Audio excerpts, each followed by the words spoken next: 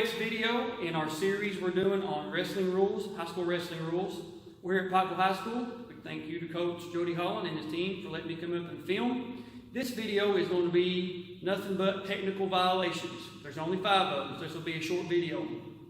That's fleeing the mat, grasping clothing or headgear, reporting to the score table improperly, locking hands, and leaving the wrestling area, the ring, outside the circle without permission.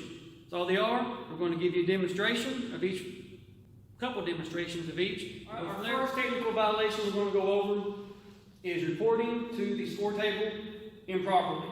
Now, this happens a lot.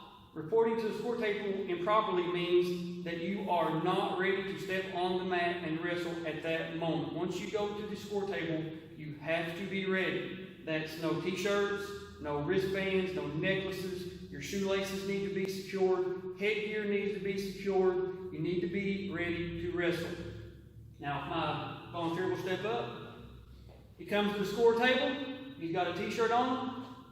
Look at the score table. Technical violation red, 1 green. Technical violation red, 1 green. Reporting to the mat improperly.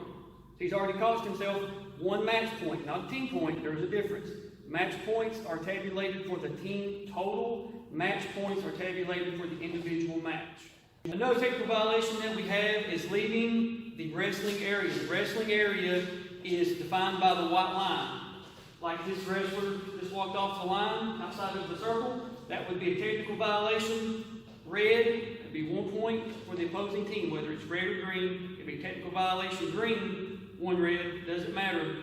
Leaving the circle without permission from the referee, and that could be for injury, blood, having to go to the trash can and vomit, whatever the situation may be. If they leave without permission, that is a technical violation. The most common technical violations that you will see in all of wrestling, so common it even has its own hand signal. If that gives you any indication of what we're getting ready to talk about. It's locking hands. Locking hands is a signal above your head.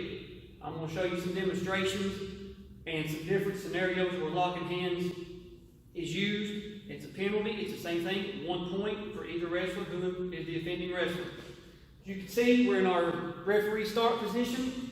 Bottom man set. Top man ready. Alright, stop it right there. Locking hands.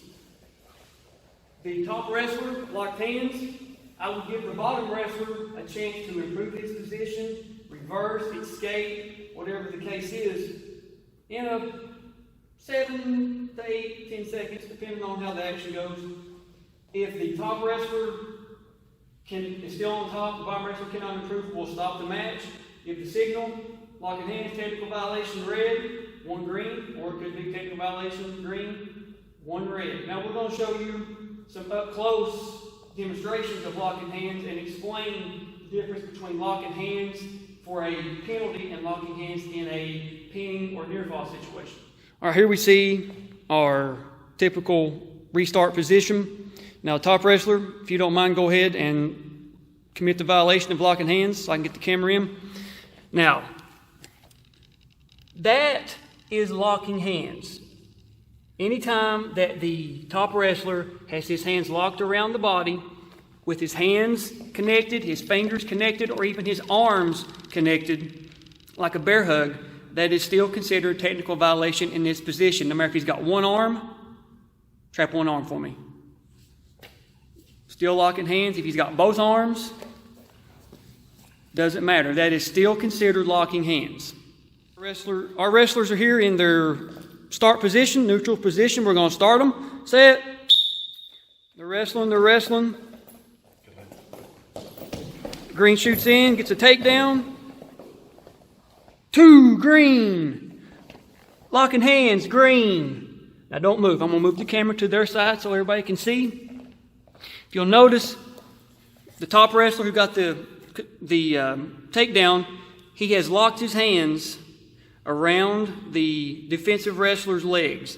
That is also considered a technical violation, locking hands. The same penalty point would apply. It doesn't matter if he's up close like he is to the buttocks or back by the ankles. It doesn't matter. It's still considered technical violation for locking hands. All right, our wrestlers are set again in the referee position. We're going to restart them here. They're wrestling.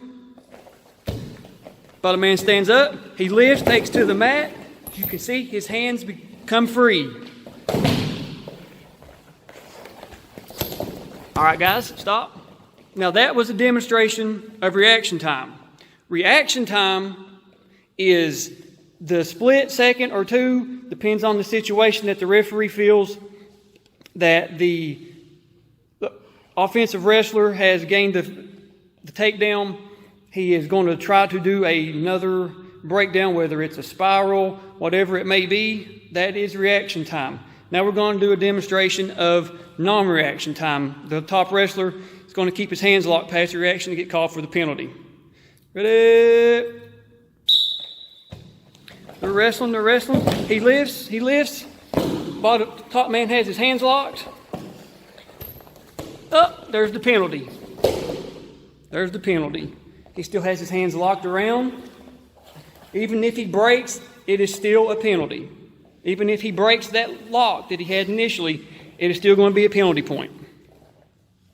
All right, we're back here at KWOA High School getting ready to do a demonstration of the fourth technical violation. That is what's called fleeing the mat. We're going to do a demonstration of the neutral position fleeing the mat, and we're going to do one from the referee position fleeing the mat. So here we go. Wrestlers shake hands. The green wrestler avoiding contact. He does not want to wrestle. As a technical violation, green, 1 red. Take violation, green, 1 red. Now we're going to kind of do it at a faster pace. What you really see in the match, we're doing it kind of slow for demonstration purposes for this video, but everybody gets a good representation of what you're watching. So we're going to do it again. Set.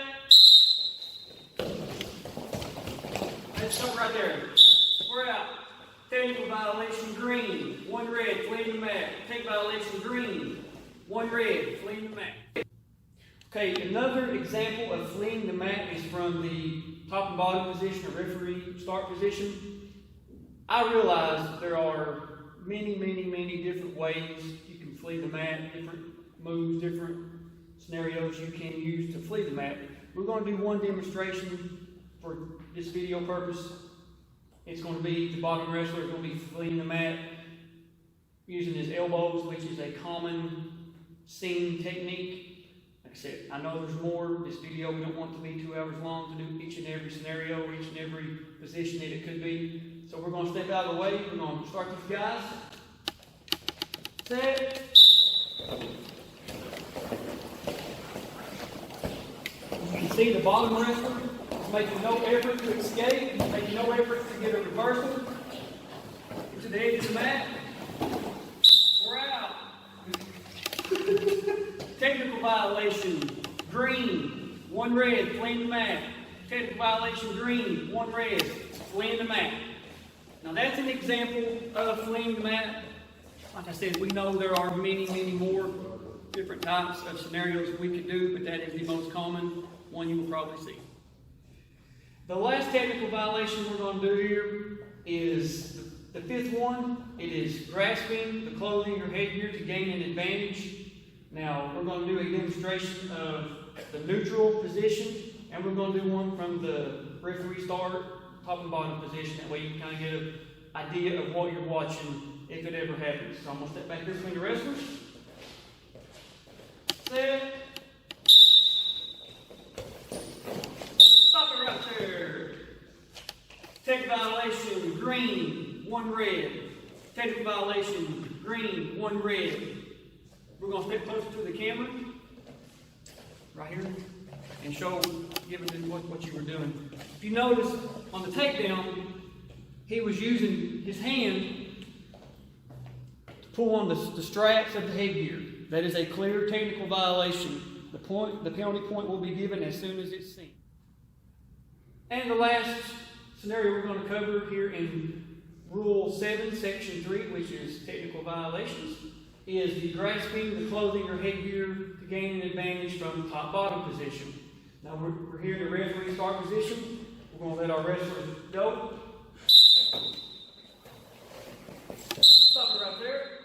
You can see he has both hands pulling the singlet in order to gain an advantage, whether that's taking him back to the mat or working for some type of turn for a near fall or pin situation.